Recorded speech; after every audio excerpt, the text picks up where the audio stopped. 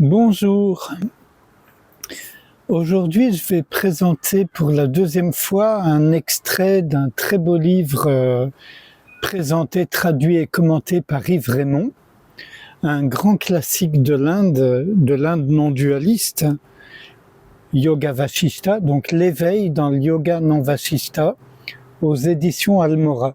Je ne sais pas du tout si avec le soleil c'est visible. Bon. L'éveil dans le Yoga Vashishta, Yves Raymond, édition Almora. Et donc j'ai choisi, vous vous souvenez peut-être que c'est une longue conversation, un enseignement spirituel en réalité, entre Vashishta et son disciple, on va dire Rama. Et là, c'est une partie où Rama a vécu l'éveil. Ça fait déjà un moment, mais voilà ce qu'il en dit. Celui qui voit ce qui est vu est la vision, le soi, le cela, le moi, l'apparence d'une création. Tout ceci est l'expansion de la paix, conscience vide. Il n'y a aucune séparation, aucune division. Les cloisonnements de ce monde sont aussi irréels que les remparts d'une ville imaginaire. Ce monde est paix, unité, perfection. En vérité, le suprême est le plein, le parfait, la paix. Ce monde ne contient aucune séparation, il n'est pas divisé. Sans début ni fin, il n'est ni manifesté, ni conçu. C'est comme si je me réveillais. Je suis ma propre demeure, et cette demeure est immense, sans naissance ni mort, sans commencement ni fin, sans attribut ni forme. Ce qui vibre à l'intérieur de la conscience devient la parole, comme la graine enterrée devient une jeune plante. L'Atman, fait de pure connaissance, ne contient ni unité ni dualité. Par conséquent, je n'expérimente aucune production d'unité ou de dualité. Tous ceux qui sont libérés de leur vivant ne sont faits que de silence. Ils se tiennent là, toute agitation intérieure ayant cessé, comme de l'air dans de l'air. Avant, dans la journée, je désirais ardemment entrer en contact avec le monde. Pourtant, ce monde lui aussi est établi dans le silence, muet comme un tableau accroché au mur. C'est une apparition au royaume du mental. Le monde est semblable à une sculpture dans la pierre. Il est pareil à ce que l'on raconte dans les fables, pareil aux forteresses du démon Sambara. Il est apparu comme un rêve sortant du vide. Je ne sais pas si on dit Sambara ou Shambara, je crois que c'est Shambara. Oui, la création et tout le reste ressemblent à un rêve. Le monde n'est pas cloisonné, mais libre et sans entrave. D'une certaine façon, quelle est sa réalité? Ce monde n'est réel qu'au niveau de l'idée que l'on s'en fait. Pour celui qui possède la connaissance spirituelle, il est un leurre, une tromperie. Ce monde est Brahman en Brahman.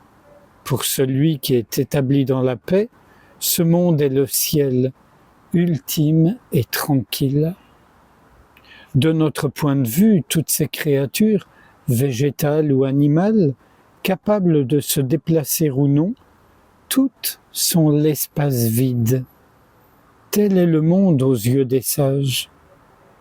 Je suis l'espace vide, ce qui existe est l'espace vide, la conscience est l'espace vide, le monde est l'espace vide, et l'espace vide n'est que l'espace vide. Une fois parvenu à l'unicité de l'espace de la conscience, adore cet espace du un. Grâce à la connaissance et à l'investigation sur l'espace vide, l'être tout entier devient pareil au ciel. Je suis établi dans la connaissance parfaite, sans être divisé dans les objets, et je lui rends hommage en lui offrant ces strophes. Ce monde naît de la conscience et disparaît dans la conscience. Le suprême ne se trouve qu'à l'intérieur, sans cause et immaculé. Il est l'espace vide. C'est au-delà de tous les mots, de tous les poèmes, c'est au-delà du temps et de tous les textes sacrés. Une fois que tu as atteint la demeure sans contraire, tu es la non-existence pareille à l'espace vide. Il n'y a pas de moi, pas de monde, pas de pied, pas de main, pas de tête.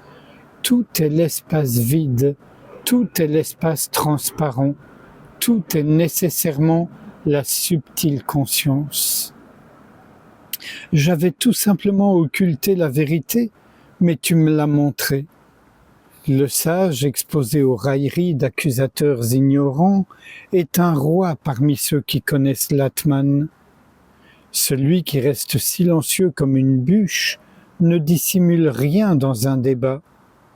Celui qui entre dans des controverses ne connaît pas la paix de la connaissance de l'Atman. Brahman est connu par notre propre expérience directe.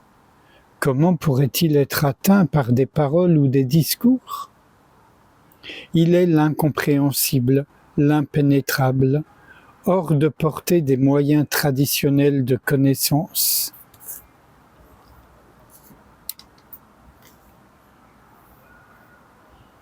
J'espère que le soleil n'est pas éblouissant pour vous comme il l'est pour moi. Je ne sais pas ce que donnera cette vidéo, mais au moins vous pourrez entendre, c'est le texte qui est important. Sans réfléchir à ce qui vient d'être lu, je vous invite à ce qu'on se laisse ainsi prendre par cette réalité de silence et d'espace vide. Et une bonne façon de s'y prendre, selon moi, c'est de ne pas s'impliquer dans les pensées, les sensations et tout le reste. On s'y accroche pas, on les rejette pas, on s'en occupe tout simplement pas, sans pour autant les glisser sous le tapis.